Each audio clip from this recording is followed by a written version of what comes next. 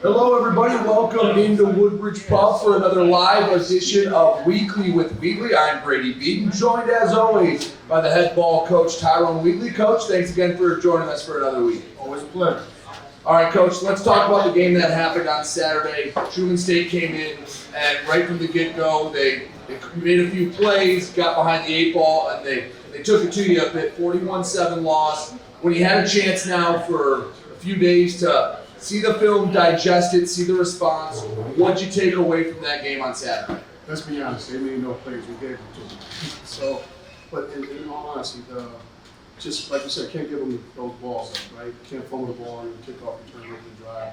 Can't turn around and leave our defense. I mean, it sounds like a broken record, but you can't leave the defense on the field that long. Because at that point in time, they get a chance to go through their playbook and see what they're doing and work it, and then they can get some big plays. When you have a disaster starting, you fumble the opening kickoff, no one plans for that. As a sideline and as a coach, how do you try to, not let them hang their heads? Because it was pretty quick and then the block punt. Is that something you as a coach are trying to get, or are you looking at the players, looking to see who steps up to keep the chins high? I think it's a little bit of both, but it really, the majority of it relies on the players. It's a player-led team. They have to get these guys going, and they have to really rally around one another and point to one another and make sure that they don't, like you say, sink their heads and bow their heads and get down on themselves. So obviously there's always some good to take away from film. When you turn it on, what did you see that was positive? Who played well for you on Saturday? When you turn around and look at that second half, I think I made reference to it. The second half they came out, they looked like a 92 Cowboys. They drove down the field, they played passionate. And then that word, that phrase keeps up competitive, stamina. They played at a high level, they just couldn't continue. But when you talk about who played well, the running backs didn't have big stats and big numbers, but they took the chunks of yards, they gave what was given to them, and they ran hard and blocked hard. On the receiving end, guys came out and caught the ball well, did a good job. I would say the offensive line played well for them. Now on the defensive side of the ball, once again, the yards were shared. But at the end of the day, those guys still fought hard. The defensive line played really well. We lost Opie to a wrist injury. That was a big blow to us up front. But our linebackers and the DBs, they all played really good games. Kevin Howard played a tremendous game. He didn't have the one little pass interference. I don't think that was pass interference. You can argue that. They played well. One thing, you look at the stats through 4 games, offense gets off a slow start. Scored 17 points in the first half this year. Is that something that is just going to come with time as they get more familiar with the offense? Is it maybe changing up the pregame routine? Why is it that the first half it struggles, but usually coming out of halftime, you put together a pretty nice drive? What's the coaching adjustment there? Well, it's really no coaching adjustment. Like you said, one of it is this, getting used to the offense. Right? This offense takes time to get going. Everybody has to get settled in. Then at 2, everybody's settled in by halftime. Then, I get a spirited speech at halftime. That's a word you can't say on camera. Gets them going. But at the end of the day, when it goes back to what you're talking about, they have to take this team over. They have to be ready for them to jump in from going. So is it just the comfortability? Because I know this offense takes a little bit. It's so, I guess the word I use is delicate, where if one guy's off by a half step or one guy makes a half step in the wrong direction, the play kind of blows up. But when they're all working as a unit, you've seen it on the drives. It can look like a thing of beauty. Is it really just getting that extra half step or knowing the timing because this offense is so intricate and delicate? Well, it's really all mental. As all of this is, it's really mental. And so when we talk about coming out, they can't come out just expecting the offense to work.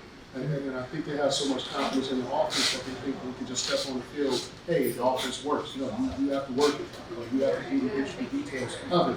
And once they get into that rhythm, and once they understand it, play that from the beginning, and as we saw in certain games and certain aspects of the game, it looks beautiful. All right, we're a month into the season, 4 games in. We'll start with what did you see from camp to now that's been a big improvement? Where have the kids made the biggest strides from when you were getting ready for Slippery Rock to now 4 games in? Well, the competitiveness, right? The competitiveness, that has increased. Taking care of themselves, learning how to take care of their bodies, be prepared. Last year going into this time of year, we had 4 or 5 catastrophic injuries, season-ending injuries, and basically half of your roster was down. We were playing a bunch of freshmen this year. They're learning how to take care of their bodies. They're learning how to do those small things.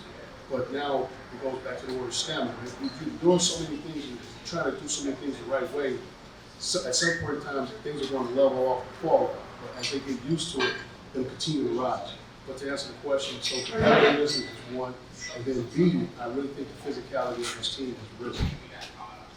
With the competitiveness and the coaching and some of the stuff you talked about, it's hard to coach into a guy. I mean, you've been around the block a few times. You know a guy either has it in him or he doesn't. With the competitiveness, with some of that, I guess, intangible stuff, the X factor, how do you try to coach into him, or is it just something that you either have or you don't? I'm not the Wizard of Oz, man. There's no real yellow brick road here, you know. So, like you say, you either have it or you don't. And some guys, they want to try and pace themselves in practice, and you have to get them out of that area, right? They're trying to pace themselves, go, and then go substitute.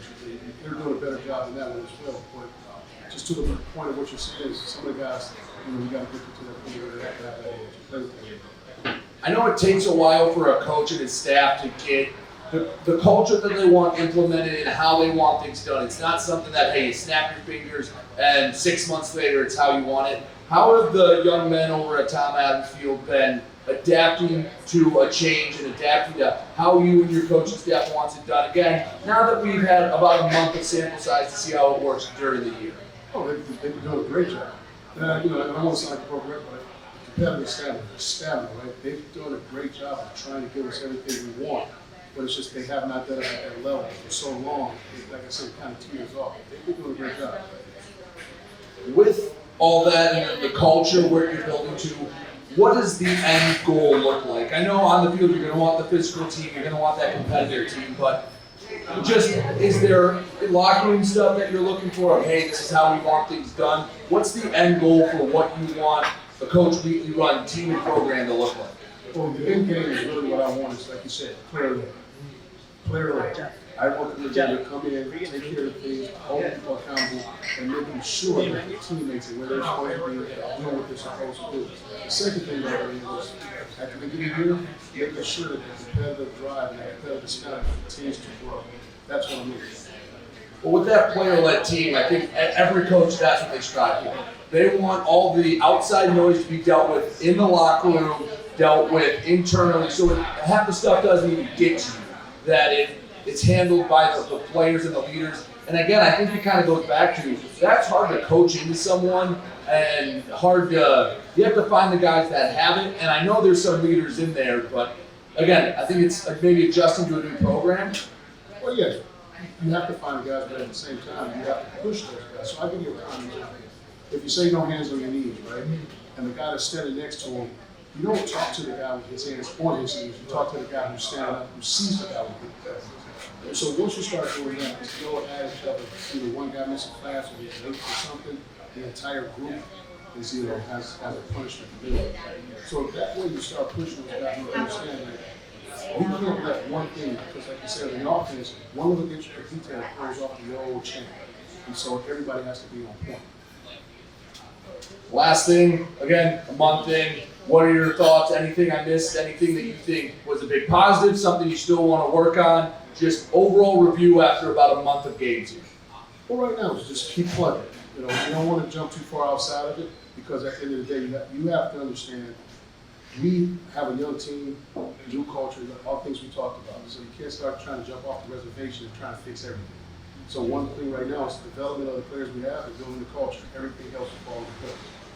Well, Coach, I want to talk to you in the last segment about building a program, especially in the modern college football landscape. But we'll give you a break and let you get a bite to eat.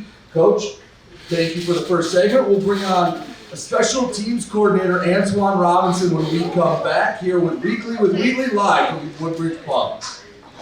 Welcome back to Weekly with Wheatley live from Woodbridge Pub. I'm your host, Brady, Beedon, and a very special guest joining us. And one of my former coaches, a former Warrior in and of himself, Coach Antwon Robinson. Coach, thank you. Yes, give it up for Coach Robinson, the special teams coordinator. Thanks so much for joining us. Thanks for having me.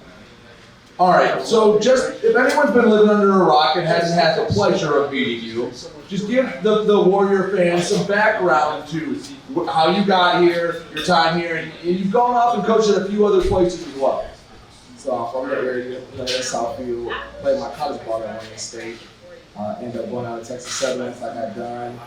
Came back up to tell Coach Wonders thank you for the scholarship. I ended up GAing from there. Went out to Northwood. Went out to Fairmont State, which is in West Virginia. Came back as the defensive coordinator and now the special team. And you were the one guy to bridge the transition from last year to this year, and that was a lot that was put on your shoulders. Some of it you stepped up and really played a vital role between the two coaching staffs.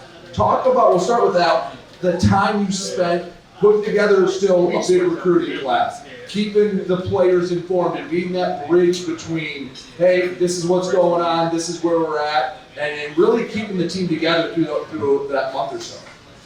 It wasn't just me. It was the players, it was the alumni, it was the administration. That was everything. Well, again, you did a great job with it, along with everyone else, but being one of the only men over in that building over there certainly made a difference. But you coached a little bit of everything. I know you've been mostly a DB coach, played DB at Wayne State. Now you're a special teams coordinator, and some people might look at special teams as the forgotten side of the ball, that it's just, all right, well, yeah, just don't mess up on special teams and we're good to go. What goes into being a special teams coordinator, and how important are special teams? Very important. Very, very important. The biggest thing is because you don't get to coach the 11 best from offense, 11 best from defense, it's the 11 best on the team. And also now I get a chance to coach every night on the team. So as an alumni coming back to Wayne State, what's that been like that, hey, you've tried to leave a few times, this place always keeps bringing you back, and you've seen quite the transformation that Midtown's had over the last decade or so. Want to see Wayne State win.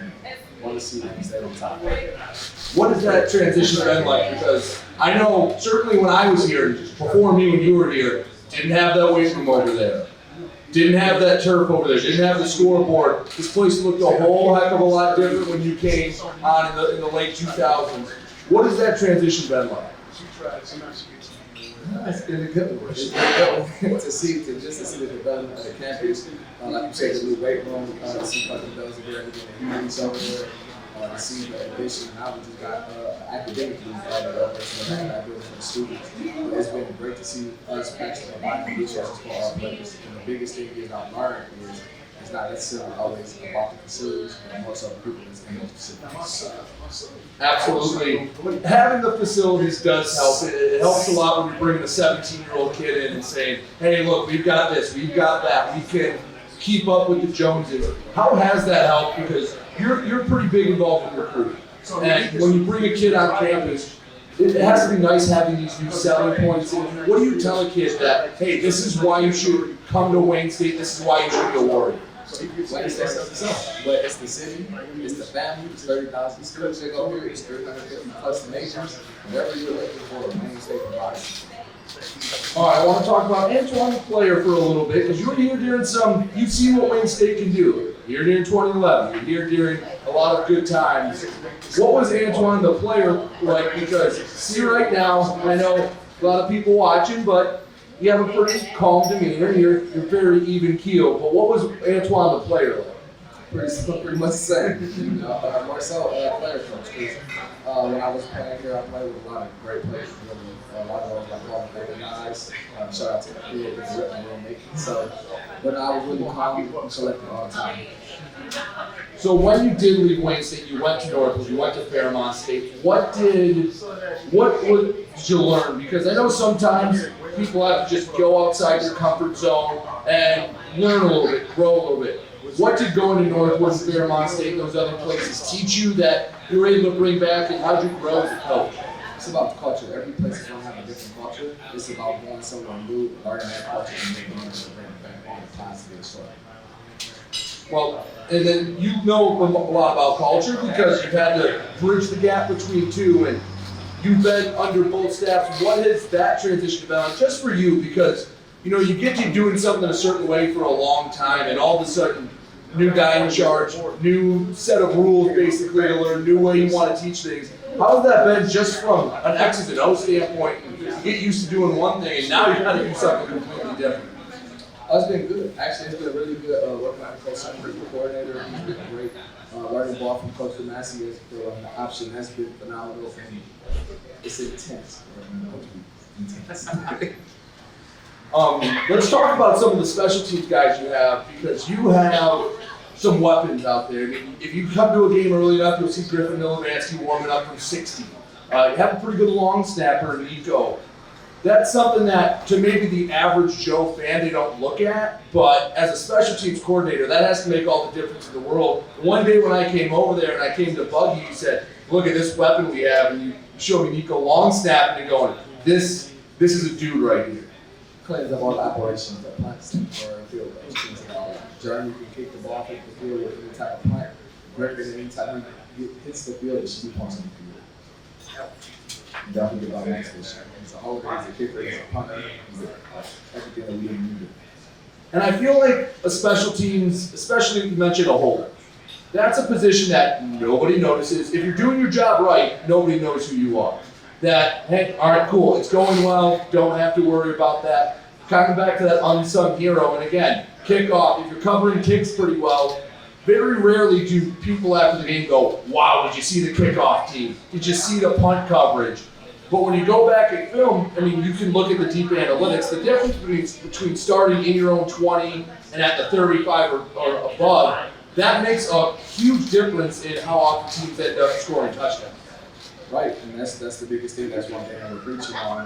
That's kind of what we feel like happens last week. It's the special teams. So this week, every week I tell you, we got something to trick this week.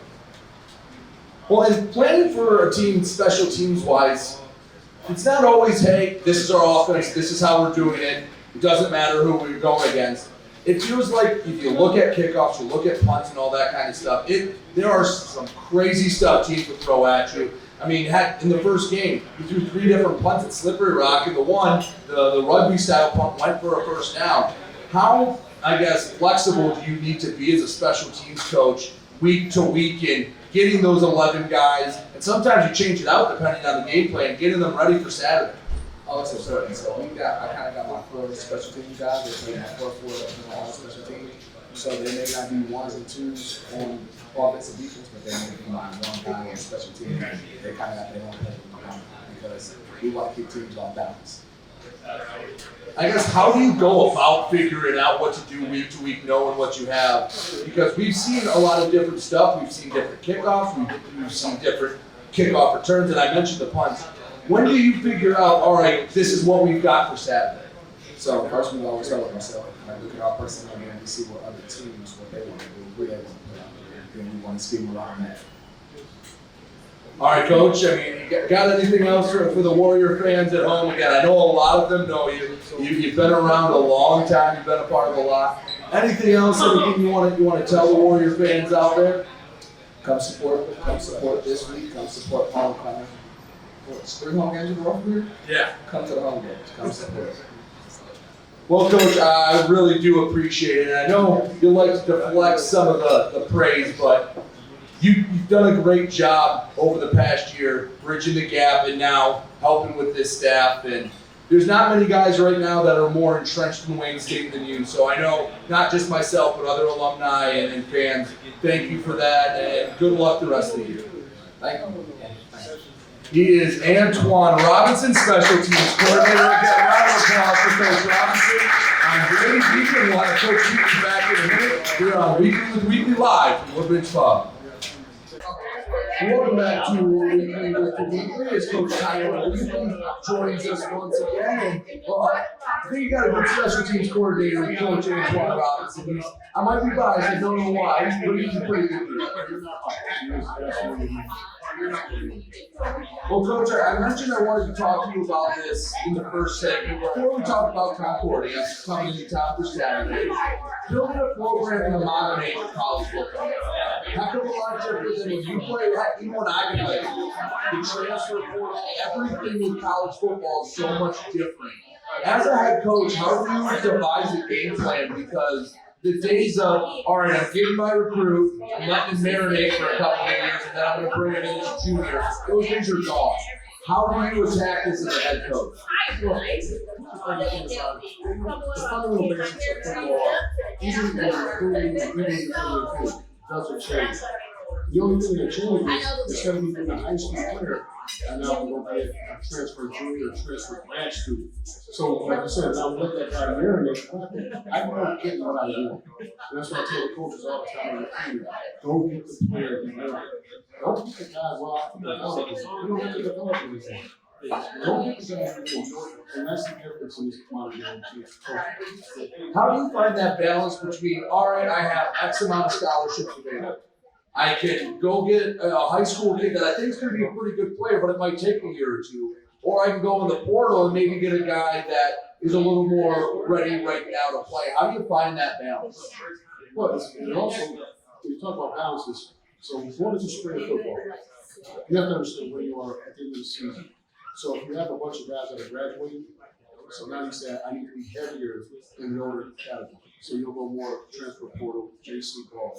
But if you go into spring football and you look across the offensive line, defensive line, one of the positions is you have sophomores and juniors, and you don't really need to go over, right? Unless it's a special older player out there. If you have a pretty good group that's coming in and you're young and you're going to be young for a while, you don't need to go over. And when young guys come in, obviously just your first season, still haven't completed your first full year as Wayne State's head coach. But you hear guys talk about they have to recruit their own locker room. They have to keep guys in there. How do you find that balance? Because if you do get a young guy you like, but you say, hey, there is a sophomore or junior ahead of them, you see more and more nowadays that guys will go, all right, well, I thought I would play here. I'm not. I'm going to move on. How do you keep, or how are you going to try to keep the guys you need in that locker room together? I keep those who want to be kept. Pretty simple way to put it. We'll go on to Concordia, the NAIA school in Ann Arbor coming in to Wayne State. What can you tell us about Concordia? What can the Warrior fans expect to see Saturday? Well, they're a well-coached team. Right now, they're undefeated, really coached team. Offensively, they have some weapons. They have a big 6'6", 6'7", big receiver. Number 20, who's their possession guy. I think he's their top possession receiver. He's doing a great job at getting open. And number 2, I think he's the most dynamic guy they have on the offense. And the quarterback, I think those two played in high school together. So they have some chemistry that's been together for a long time. Their quarterback, he's broken some records there. He broke their passing record. He puts the ball where it's supposed to be, gets out on time. And the offensive line does a great job of protecting. And they can't run the ball. Defensively, it's a solid game. I mean, they're going to be where they are. And they'll give up a couple plays, keep everything out front and tackle. But once they get that red zone, they're really scary. Well, with Concordia coming in, NAIA school, as I mentioned, this is a shot for them to prove that, hey, they're a pretty good program. They're going to play a GLIAC team. They're going to play a D2 team in Wayne State. How does that factor in knowing that they're going to come hungry? I mean, a year ago, we saw Wisconsin lacrosse, a D3 team, come here and get a win. How do you avoid that from happening again? Well, let's back up for a second. But when we talk about the transfer portal and all those things, and so a lot of those players that don't get a chance to go to Division I, Division II, they end up at those NAIA schools. But they're actually really good players. The corners, which we have more to say, these are really good corners. So when you talk about it, they have players that play at different levels and probably could have been here at Wayne State, just didn't get recruited. Could have been at Eastern Michigan, just didn't get recruited because of everybody's looking for that older guy. So they're NAIA by association, but talent-wise, they have some good talent. Well, there's a few guys that spent maybe last season on NAIA roster that are here now. So, and they've been contributors through the first 4 games. Yes, and they'll continue to contribute, right? So that's what I'm saying. As these guys play up, they're looking for the best players. But to answer the original question of how not to let them come in and compete, don't take it lightly. We have to do all the things that we didn't do in the beginning, like not give up the ball, play our gas, lots of people that are supposed to be blocked. Play our game, just play our game, and don't worry about everything else.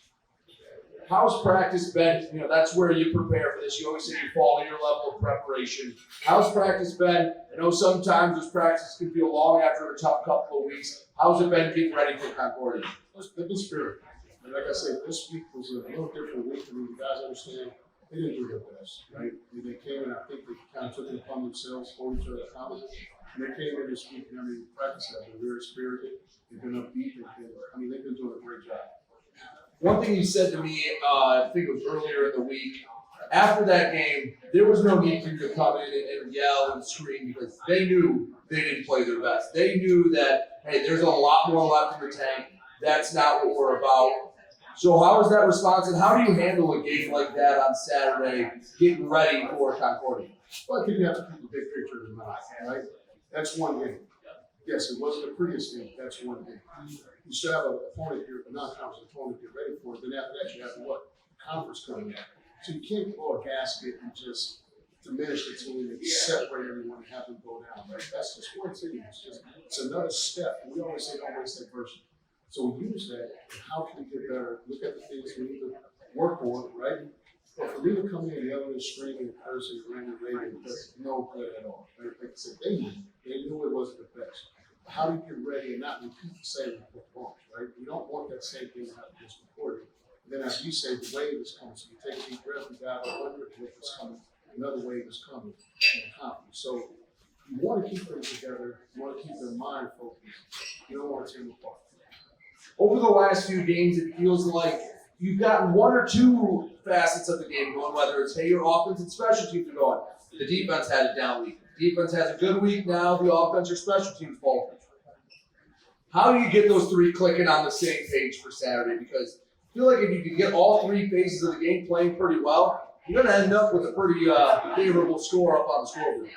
Well, I think that's the game plan across all levels of football, right? In all three phases. And basically with those three phases, if you get them all in line, I think it's really simple. It's once again, just play one play at a time, master your domain, and don't worry about anything else. So defense goes out and play their job and do what they're supposed to do. Same thing on special teams. I think we'll come out ahead. One thing I want to get in before we end this is Saturday, it's the Gold Rush game over at Tom Adams Field, and I'm wearing it for those that are watching the B4 bracelets, and it's for the B4 Foundation. It has to do with suicide awareness and prevention. How important is this to put this message out there that to know that, hey, we're training them physically, but we have their backs as young men mentally, and honor, this is in Brady Hesbrook's memory, this is where the foundation started. How important is that to relay that message and promote it on a big time stage like this? It's huge. These young men go through so much. And as football players, a lot of times they were taught you have to be tough, don't cry, and all these things that you have to overcome. And so there was so much internally. And the whole thing of mental toughness, right? You got to be mentally tough. And I think a lot of people misuse that term and overuse it. And so a lot of young men feel like they're weak and they show signs of weakness or they can become, hurt in any type of manner. So for us, that's not only just coaches, but just adults in general. It's okay to be vulnerable. It's okay to say, hey, I feel appreciated. And I tell the guys all the time, I'm not minding it. I can tell. I need to know what's going on because just like anything else, if you're hurt, you have a weak eye, you can't work, right? If your brain's not working nothing works. So let us know.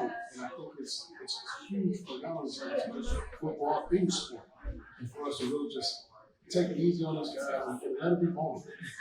Talked at the beginning of this segment about how you build a program in today's college football, just the way the modern athlete is handled. You talked the mental health side, where that's such an emphasis compared to when you played.